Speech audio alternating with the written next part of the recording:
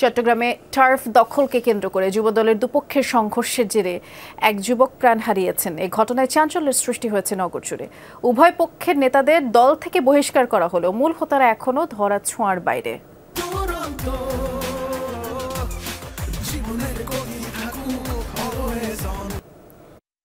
বেসরকারি একটি প্রতিষ্ঠানে বিক্রয় কর্মী হিসেবে কর্মরত জোবায়ের উদ্দিন বাবু ছিলেন পরিবারের একমাত্র উপার্জনক্ষম ব্যক্তি।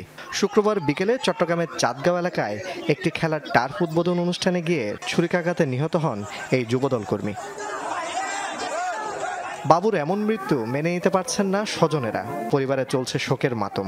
ন্যাক্কারজনক এই হত্যাকাণ্ডের বিচারের দাবি তাদের।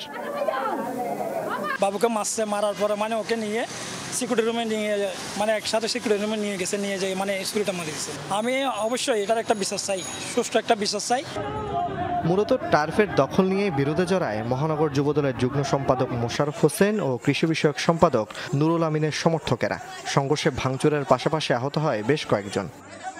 লাভ কি আর, একটা প্রাণ চলে গেছে, এটা কেউ সুবিচার পাচ্ছি না। নিজ রাজনীতিতে যুবদল ছাত্র দলের সংঘর্ষে নিহত কেন এটা হবে? ওরা তো কখনো রাজনীতিবিদ না, ওরা তো সন্ত্রাসী।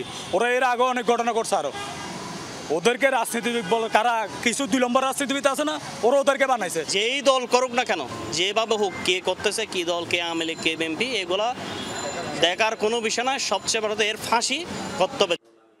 এ ঘটনায় ভুক্তভোগী পরিবার বাদী হয়ে চাঁদগাঁও থানায় একটি মামলা দায়ের করেছে। জড়িত একজনকে গ্রেফতার করেছে পুলিশ।